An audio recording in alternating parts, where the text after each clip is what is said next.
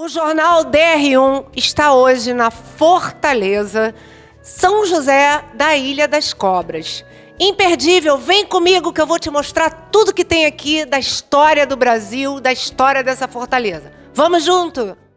Vamos conversar agora com o comandante Wesley, que é um dos responsáveis, ou é o responsável pelo Museu dos Fuzileiros Navais. Tudo bem? Tudo bem, graças a Deus. Muito obrigado pela presença. Nossa, é um prazer muito grande a gente poder mostrar para as pessoas esse lugar tão lindo. Onde que nós estamos? Vamos contar aqui para o pessoal. Então, esse aqui é o Salão Sebastopol, ele fica dentro do prédio principal do Comando-Geral do Corpo de Fuzileiros Navais, que fica na Fortaleza São José da Ilha das Cobras. A fortaleza foi construída no século XVII e os fortes acabaram de ser construídos todos no início do século XIX. Foram construídos por causa das diversas invasões que o Rio de Janeiro, o Brasil, sofria, primeiro pelos franceses, holandeses, e aí essas fortalezas elas foram sendo erigidas e a Fortaleza de São José foi uma dessas. Muito bem, então o comandante vai fazer um tour com a gente e vocês vão aos poucos conhecendo um pouquinho mais sobre esse lugar tão lindo. Vamos? Então, vamos lá. Essa aqui é a Dona Maria I, a rainha de Portugal. Em 1797 ela criou o Corpo de Fuzileiros Navais através do alvará de 28 de agosto. E ela criou exatamente porque ela via essa necessidade de ter uma tropa específica para fazer desembarque e para manter a disciplina nos navios. Então, o Corpo de Fuzileiros Navais ele tem 4 mulheres que nós damos muita importância para elas, são 4 mulheres históricas, é a Raquel de Queiroz, como eu já disse, a Dona Maria I, a Paula Baiana, que foi uma escrava que ela vendia quitutes e doces aqui pelo arsenal de marinha ali no centro, em 1895, e aí o comandante do batalhão naval da época viu aquilo e trouxe ela para cá para cima. Ela continuou vendendo as coisas, ela fez uma lojinha até aqui, uma fada baiana, como ficou conhecido. E a quarta é a Dona Violeta Teles Ribeiro, que é foi esposa de um dos almirantes fuzileiros navais que criou o nosso lema de sumos. Esse aqui é o Almirante Maximiano. O Almirante Maximiano foi ministro da Marinha na década de 80. Ele teve uma importância muito grande para a Marinha, mas a importância para os fuzileiros é que ele fez com que o comandante-geral dos fuzileiros ele chegasse até o posto de almirante de esquadra, que é o almirante 4 estrelas. Até então, o comandante-geral ele ficava embaixo do setor operativo diretamente, com 3 estrelas.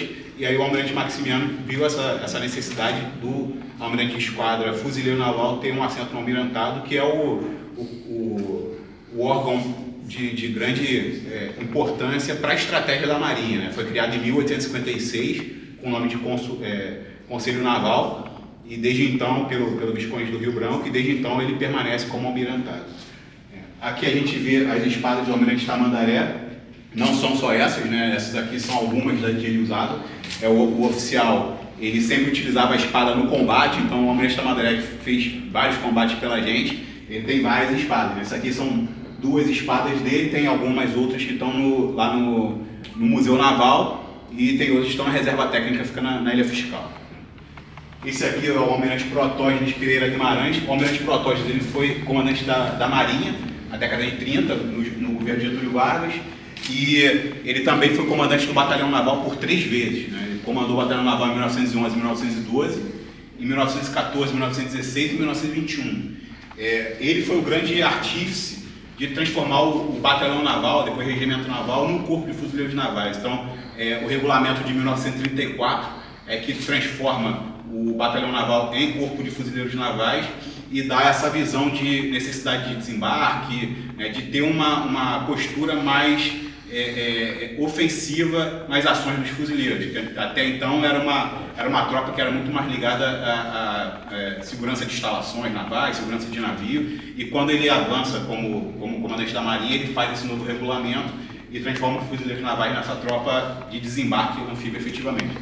E esse aqui a gente fala que é o primeiro comandante-geral, ele veio com a família real, o Rodrigo Pinto Guedes, barão do Rio da Prata. Ele veio com a família real para cá, para o Brasil, e foi o primeiro a comandar essa tropa que teve o primeiro combate dela na tomada de Caiana em 1809, 1808/1809.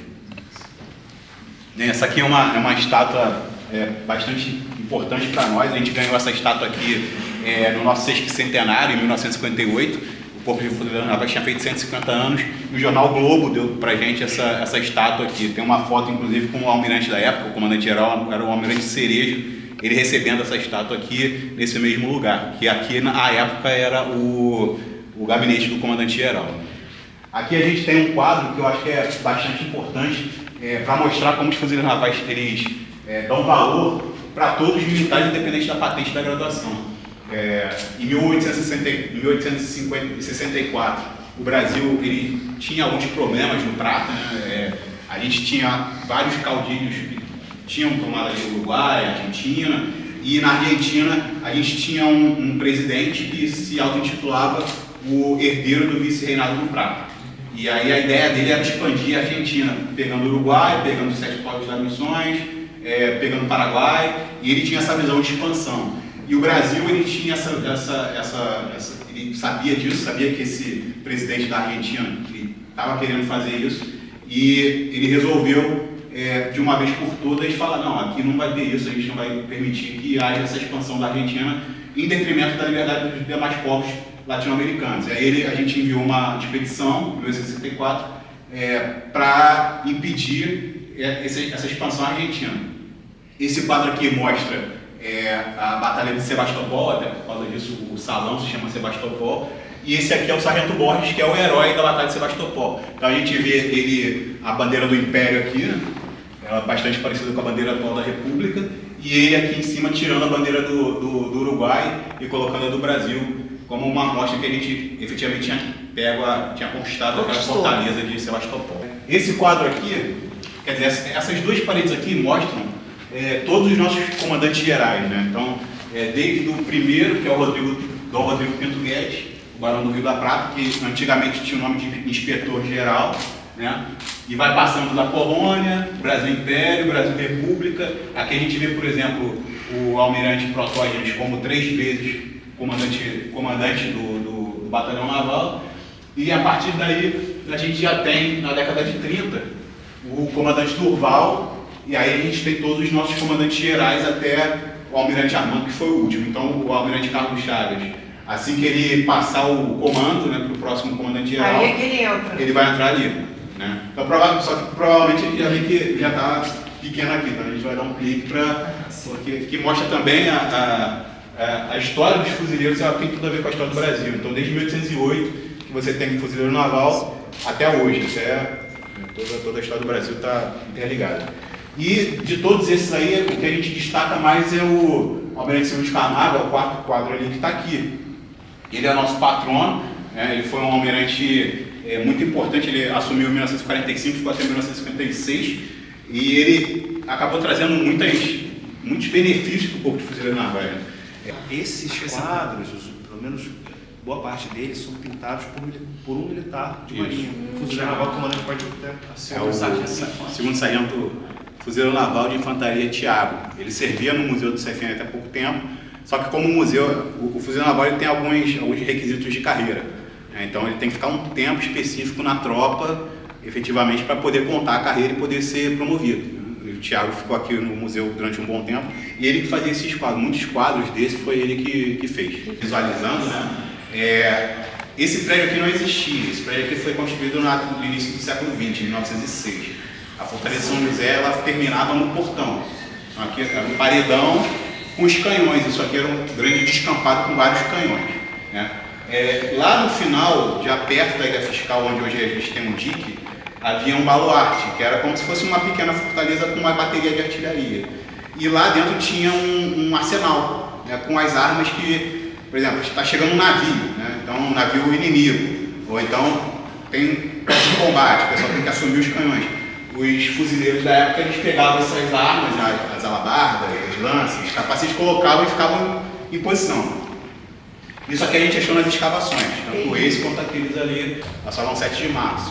É 7 de Março porque o nome remete à chegada da família real e à formação dos fuzileiros, né? A chegada dos fuzileiros navais aqui no Brasil, 7 de Março. E aqui a gente vê exatamente a chegada da família real, né? No Brasil, é o Dom João, o Rodrigo Pinto Guedes, o Souza Coutinho chegando, Dona Carlota Joaquina e os fuzileiros navais que foram a tropa que foi a tropa que fez a escolta da família real. Então, acaba sendo algo cultural e histórico a gente manter essa tradição dos fuzileiros navais serem a tropa que faz escolta de autoridades, faz esse tipo de coisa. O curso que a gente faz aqui é um curso de autoridade, de escolta de autoridades, então a primeira tarefa que os fuzileiros navais tiveram no Brasil foi a escolta da família real. E da República, quando ela estava chegando no Brasil. Né? Então, quando a República foi proclamada, eles fizeram esse quadro aqui para mostrar como é que a República deveria ser vista pelo povo. Então você tem uma senhora aqui amamentando uma criança, né? Quer dizer, a República ela vai pegar as famílias, vai pegar as crianças, vai acolher, né? O povo como um todo está fazendo a bandeira, então você não tem mais aquela imagem do chefe de Estado isolado, você tem um povo construindo a nação. Né? Ali atrás a gente tem a foto do Deodoro, né? Tem a foto do Tiradentes e tem uma senhora aqui que a gente vê, na verdade um senhor apagando aqui. Então essa aqui seria a alegoria do Império. Né? Ele sendo apagado enquanto a República está nascendo, está aparecendo. O estandarte dos fuzileiros, esse estandarte aqui foi feito em 1932 ou 1934. Foi pelo primeiro comandante-geral, o comandante Antônio Marighella Durval, e ele fez esse estandarte exatamente para sinalizar a disciplina, né, dos fuzileiros navais de branco. Em 1808, o ano que a gente chegou, e esse símbolo aqui, que era o símbolo da Brigada Real da Marinha. Né. Aqui não é uma bomba, não. Isso aqui são as alabardas, a âncora por ser da Marinha, e isso aqui era onde o navio, para o camarada atirar com o canhão, ele tinha que chegar com... Como é que é o nome, filho? Lembra? Para acender uma tocha? Como se fosse isso. Aquele braço. Isso, então ele botava o braço aqui, né? Para esquentar e depois botava no canhão. Então, assim, os fuzileiros navais eram os guardiões desse fogo naval. Estrela única, né? Pois é. Isso aqui é outra história. A estrela única... Quando o Durval fez, ele fez pensando na estrela, porque a Marinha, o símbolo da Marinha sempre foi uma estrela. Né? Você pega, por exemplo, o quadro técnico, até hoje é o símbolo de uma estrela. Porque quando ele desenhou a estrela, significaria o sucesso, né? Que os fuzileiros navais vão chegar. Né? Ele mesmo escreve lá no anfíbio que era a representação da estrela que leva a vitória, da estrela de Belém, enfim. Só que acabou virando, com o passar do tempo, a tradição foi mudando essa interpretação dele. E a gente fala que a estrela única hoje em dia é o comando único dos fuzileiros. É uma tropa que está subordinada só a um almirante de esquadra, o almirante de esquadra do fuzileiro naval, hoje Carlos-Chaves, comandante geral. E esse quadro aqui é um quadro bastante interessante, né? Ele foi feito pelo Naval da Costa. Ele fez esse quadro aqui, ele acabou doando lá para Anápolis, não é isso? Ele doou para Anápolis. Militar de Anápolis, dos Estados Unidos. Que é a academia, que é a escola naval dos Estados Unidos. Ele doou para lá. Só que esse quadro ficou em exposição durante um tempo, depois ele foi retirado e ficou no almoxarifado. E aí o genro do Naval da Costa, que acabou virando almirante, na época ele foi para lá para cursar em Anápolis. E ele foi tentar achar o quadro que tinha sido feito pelo Naval da Costa. Ele achou, estava em boas condições, só estava escondido. Aí ele entrou em contato com a Embaixada do Brasil lá, né? A Embaixada conseguiu trazer de volta. Você vê que é um quadro que ele é dividido em três, por ser tão grande, né? Não é feito por pintura, né? É feito por espátula, e ele representa a chegada do navio Natar ao Rio de Janeiro. Então a gente vê aqui o Rio Antigo, não tem aqueles arranha-céus que a gente tem hoje em dia, né? O tá chegando no início do século XX. Os Estados Unidos tinham essa tradição de fazer visitas aos estados aqui, não só na América do Sul, ou na América Latina, mas na Europa também. O presidente, como não tinha avião, o presidente eleito ele ia para os navios, para os países com um encoraçado, que também é uma forma de mostrar força. Então o presidente chegava com isso aqui, o país olhava, eles estão preparados para a guerra. Aqui já ficavam as amuradas dos canhões. Então os canhões ficavam exatamente dispostos como aquele ali está disposto. Então ficavam todos os canhões aqui dispostos. E aqui a gente conseguiu olhar a época. Direto aqui a gente olhava o baluarte de Santo Antônio e a gente olhava a Ilha Fiscal. Então toda essa área defensiva era assim, era para defender o meio da Baía de Guanabara. Entendido. Isso aqui é o que exatamente? Então, esse monumento aqui é um monumento em homenagem aos mortos em combate, aos fuzileiros mortos. Então a gente tem desde o período da regência, né, passa pelo Dom Pedro I, Dom Pedro II, República, e vai mostrando aqui as batalhas que foram feitas, né, e isso aqui é uma homenagem a todos os fuzileiros navais que morreram em combate, né. O comandante Wesley vai levar a gente agora ao portão aonde inicia a excursão, não é isso? Quando vem escolas, explica ali pra gente. Então, quando as escolas chegam aqui, a gente recebe as escolas no portão antigo, que a gente chama hoje de Portão Norte, e na época era um portão do Batalhão Naval. Então, as guarnições, quem vinha aqui para Fortaleza, eles tinham que subir pelo Portão Norte. E aí passavam por toda essa alameda até chegar no Comando Geral e nos quartéis que havia aqui em cima. Entendi. E a gente vai ver o que lá? Tem alguma coisa assim das antigas? Não, na verdade o portão é bastante antigo. Ele é feito de, por exemplo, ele é chumbado, né? Hoje em dia a gente fala que alguma coisa é chumbada, uma camarada bota cimento, bota esse tipo de coisa. Não, esse portão é chumbado na pedra porque passa chumbo. Na época passava chumbo para prender o metal na pedra, então ele é bastante antigo. Tá bom. Então vamos lá.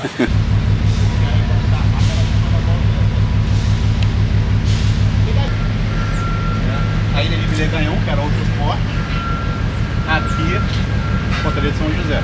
E aqui onde fica esse dique era o baluarte de Santo Antônio. Então, o português, quando ele fez esse perímetro defensivo, ele falou, o cara pode até entrar. Se ele passar da primeira linha de alturas, que é a primeira linha defensiva, né, aqueles dois fortes ali na barra, ele vai encontrar Vileganhão. Se ele passar de Vileganhão, ele encontra Fortaleza de São José. Até porque aqui era mata, que você tá falando. Era tudo mato. Aqui era mata. Tudo mato. E aqui, ao lado, ficava o baluarte de Santo Antônio. Esse aqui é o gorro de fita, né, que é exatamente esse que eu estou vestindo. Ele é a peça de uniforme mais antiga do Brasil, né, sem modificar. Teve algumas modificações pequenas, mas desde 1890 ele está em vigor. Então, o fuzileiro naval, desde soldado até o almirante, ele usa o mesmo gorro de fita. Então, desde 1890 que a gente tem essa peça de uniforme na nossa indumentária, né? Essa praça aqui ela foi construída em 1990 para comemorar o centenário do gorro de fita, né? Ele foi instituído pelo comandante Thompson, que tinha uma ascendência escocesa, e a praça foi idealizada e estabelecida aqui pelo almirante Quaraciara. Porque a gente tinha um trator ali fora e o trator estava tirando a terra.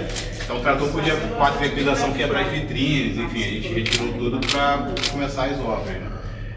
Então, naquela época, lá no século XVIII, não dava pro soldado ele ir pela parte de cima, né? Se tivesse algum problema, algum navio entrando, enfim, na Bahia, a ideia é que ele passasse por aqui por baixo, saísse e aí assumisse os canhões. Não, alô? E, gente, eu tenho uma curiosidade, porque eu já estive aqui. Fala, o Tiradentes, ele esteve preso aqui. Ele esteve preso aqui, né? Não só o Tiradentes. Não só o Tiradentes, como os irmãos Andrada, né? O José Bonifácio. Isso, Cipriano Barata também ficou preso aqui, que foi o líder da Confederação do Equador, por exemplo. Agora está em obras, mas a gente vai voltar aqui quando já estiver bem legal, né? É isso. Que aí vocês vão ver que coisa maravilhosa que é isso aqui. Quer dizer, maravilhosa enquanto história, né? E aqui é um túnel que ele dava direto para a água. Então a gente fechou, né? Colocou por causa da obra, mas ele dava para a água. Então tinha uma abertura ali que descia e já caía na água. Então assim, a gente consegue perceber como que a gente aterrou a ilha, né? Aí ela foi expandindo horizontalmente. Sim. Como eu falei, aqui é a Raquel de Queiroz, né, que é a nossa madrinha. E é interessante que essa frase aqui ela escreveu no livro de visitas que está aqui, né? Ela visitou o Comando Geral na época do Almirante Ponte, e ela pegou esse livro de visitas e escreveu essa frase aqui: quando souberem acabar os soldados do mundo, quando reinar a paz absoluta, que fiquem pelo menos os fuzileiros como exemplo de tudo de belo e fascinante que eles foram. Para tentar preservar o máximo possível do uniforme, né? Sim. E não perder a possibilidade de expor para o público. Então, quando o público chega aqui, eles veem os uniformes, eles conseguem perceber que aqui, esse aqui é o de 1808, esse aqui é da Guerra do Paraguai, né? E por aí foi evoluindo. Esse aqui foi o primeiro CAC Gandola, que a gente chama, né? que a gente utilizou em manobra. Esse aqui já é o camuflado português que a gente usou. As mulheres entrando na marinha, estão usando a mesma roupa que a gente, claro que a gente pode usar calça ou saia, né? E o camuflado multipropósito, que é algo mais novo que a gente tem, que é algo que acabou de ser implantado na força. E aquela que eu falei, aquela escrava, Baiana! a Paula Baiana, que está aqui. Paula Baiana. Que foi aquela escrava de 1895. Né? Só a gente lembrar que o escravo no Brasil acabou em 1888. Né? E ela começou a vender algumas coisas, assim, quitutes. Empreendedora, gente. A gente percebe que ela era uma escrava livre, né? Liberta, por causa da sandália. Geralmente, os escravos eles andavam descalços, quando eram libertos eles tinham a sandália. Então ela era uma escrava liberta, que começou a vender coisas aqui, assim, comida, né? Quitute, coisa. Ali pela área do distrito. E aí o comandante da época falou, não, vamos acolher ela aqui. E aí trouxe pra cá, ela acabou prosperando bastante, né? Saiu o jornal, então tem foto de jornal aqui, né? Ela marchando do lado da tropa. E ela acabou tendo um comércio bastante próspero aqui na ilha, né? Ela ganhou um lugarzinho aqui chamado Mafada Baiana. Ela fazia lavanderia para a tropa toda. Então, assim, lembrar que a luz e a água, o esgoto, chegou na ilha em 1906. Então, ela ganhava um dinheiro, né? Ela não ficou, provavelmente não tenha ficado rica, mas ela conseguiu sobreviver. Sim. Né? Não só da Marinha, como da colônia e do Império. Então, você vê que muitos presos mais perigosos, eles acabaram ficando presos aí. Como eu falei, Tiradentes, José Bonifácio, que eram presos efetivamente perigosos, apesar do José Bonifácio depois ter voltado como preceptor do Campo II, ele era um preso extremamente perigoso. Então todos eles ficaram aí. A entrada do presídio era essa aqui. Apesar de ter um portão histórico lá na frente, a entrada do presidiário era essa aqui. Entendi. E aí para sair era um milagre. Então por isso que o nome desse pátio é Pátio dos Milagres. Para o preso sair do presídio, ou ele tinha que ter o perdão real. Só que para receber um perdão real, preso aí, ele tinha que ter acesso, tinha que ter acesso a alguém para redigir o perdão, para mandar para a primeira instância, que o Brasil na época tinha a primeira instância, depois ia para a segunda instância em Portugal, depois ia para a mesa do gabinete real. Ou seja, isso era um milagre de acontecer, né? Entendi. O documento sair daqui para chegar lá e não ser estragado no caminho, né? Era efetivamente um milagre. Então só um milagre para o preso sair daqui. E por que a capela é de São José? O que São José tem com a história? Então, Eu gosto dele. 12 de março de cada ano a gente celebra São José. Justamente em 1736, o complexo da Fortaleza foi fundado. Né? E aí foi no dia 12 de março. Aí ele passou a ser uma espécie de padroeiro. O padroeiro da Fortaleza São José. Tá. E São José Dá nome à Fortaleza. Isso. Tá. Tem uns santos que acabam sendo grandes padroeiros do Rio. São José por causa da Fortaleza, Santo Antônio, que também gosta dele. Que defendeu o Rio de Janeiro contra os franceses. Né? Ué, não é aquele que morreu em São Sebastião? Não, esse é outro. Também. Também. São Sebastião, os franceses viram, falam que viram São Sebastião na praia, e aí teve uma grande tormenta e eles voltaram e São Sebastião salvou o Rio. Santo Antônio também. Santo Antônio, os franceses conseguiram chegar até o lago, que é hoje o Lago da Carioca, né? E ali tinha um rio que passava por ali, né? E aí teve uma tempestade, enfim, eles não conseguiram avançar pelo rio, voltaram graças a Santo Antônio. Será que era dia de Santo Antônio? Não. Não sei. Eu sei que até hoje em dia, ali no mosteiro, né? O Santo mosteiro Antônio, de Santo Antônio. Tem uma imagem ali em cima que só sai uma vez no ano, que é no dia da procissão de Santo Antônio, que a gente chama de Santo Antônio do Relento, porque falaram que se colocasse Santo Antônio ali, os franceses iam embora e eles realmente foram embora. Santo Antônio do Relento. Ele está lá até hoje, lá na Carioca, né? Exatamente. Teve esse ano. E ele ganhou a patente de coronel do Santo Exército Antônio? Português. E eu gosto de Santo Antônio. Coronel do Exército Português. Ele não é somente um santo casamenteiro, É, é um homem de Ele batalha. é um santo militar também. É um Né? santo militar. Agora eu vou contar uma história. Quando ele morreu, ele estava em Pádua, que é uma cidade de Itália. Santo Antônio de Pádua. Lá então montaram uma basílica, eles dois já me ouviram falando isso, montaram uma basílica lá de Santo Antônio, ele estava enterrado lá.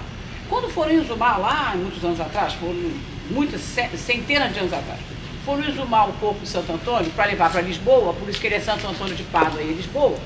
Quando tiraram o corpo dele, estava lá a batina intacta, e a língua. E olha, a língua está intacta, que eu já vi. Eu já fui lá algumas vezes, aí uma meia dúzia de vezes que eu já fui lá. Eles encaixaram a língua do Santo Antônio num relicário, né? Tá lá, você sobe uma escadinha, olha assim, por trás do vidro. Tempos em tempos eles fazem uma junta de cientistas para estudar o fenômeno. Porque é uma língua, a língua está viva e pelo DNA é dele. Como explica isso? Como explica? Tá lá a língua dele lá em Pádua. Então, como eu falei, a gente está em obra, né? Então a ideia é a gente utilizar essa parte aqui para ser uma cela simulada, né? Para a gente mostrar para o visitante como é que era se sentir numa cela na época que aqui era efetivamente um presídio federal. Socorro! E aí passava, então o presídio passava por aqui, o presídio ainda está ativo, o presídio da Marinha, né, ainda tem... Eu já sei que não tem presidiário. Tem presidiário. Ah, mentira. Tem. Estamos agora com o professor Jorge Alberto, que é presidente da Academia Irajaiense de Letras e Artes. Tudo bem? Tudo bom, tá? Para mim é um prazer enorme estar aqui no Museu do Corpo de Fuzileiros Navais, né, o Museu do CFN, com vocês, né, para vocês entenderem e verem, né, as nossas tradições navais e fazerem a divulgação do nosso museu para o público em geral, que é muito importante. A Academia Irajaiense de Letras e Artes, junto com o Comando Geral do Corpo de Fuzileiros Navais, vem fazendo um trabalho de divulgação do nosso museu. Todas as quartas-feiras, a academia está trazendo um grupo de alunos de escolas públicas e particulares aqui da nossa cidade e dos nossos arredores para visitar o nosso museu e conhecer um pouco das nossas tradições navais. Isto é dentro do nosso projeto Promar Amazônia Azul. Ah, a gente já falou sobre a Amazônia Azul, que tem a ver com a nossa costa, não é isso? Isso. Costa litorânea. Exatamente, né? É a nossa plataforma continental, é o nosso mar. A Amazônia Azul pertence a todos os brasileiros e nós temos que conhecer, que é para poder proteger. E o professor, ele é amigo, não é assim que se fala? Amigo do museu do CFN? Eu sou amigo da Marinha, né? Eu Marinha. sou da SOAMAR, Sociedade de Amigos da Marinha, e aqui no caso do museu, né, eu sou, podemos dizer assim, um amigo do Comando Geral, né, e do nosso museu. Eu tenho uma honra muito grande, entendeu? De ser recebido aqui no nosso museu, tá? Pelos nossos oficiais e praças, tá? Neste projeto muito lindo da nossa história. Muito legal. Ó, só para a gente fechar, fala sobre essa moção aqui. Bom, isto foi uma moção que conferimos no nosso último aniversário, nosso aniversário de 30 anos da AILA. Conferimos essa moção ao Museu do CFN pelos relevantes serviços prestados à história e à cultura do nosso país. E ó, eu quero deixar aqui registrado que quando eu precisei de uma pesquisa do Museu dos Fuzileiros Navais, eu fui super acolhida, eles me mandaram por e-mail tudo que eles tinham referente ao que eu havia pedido e foram assim sensacionais. Realmente vale a pena conhecer, não é isso? Eu acho que não só vale a pena conhecer, mas vale a pena conhecer todo o nosso corpo de fuzileiros navais como um todo. Nós temos um lema, e este lema é muito importante, que quer dizer que aqui estamos presentes, sempre prontos, que é o nosso lema em latim, que é uma palavra que quer dizer exatamente aqui estamos, ad sumus. Nossa visita à Fortaleza de São José, da Ilha das Cobras, foi simplesmente sensacional. Você não pode perder todo o nosso passeio pela parte histórica, desde a sua fundação, o portão aonde nasceu a fortaleza. Tem muita coisa bacana para você conhecer sobre este local. E é isso, o Jornal DR1, mais uma vez, dando incentivo à cultura, à história. Eu sou Marinês Meirelles. Não deixe de acompanhar a nossa rede social, Facebook, Instagram, site.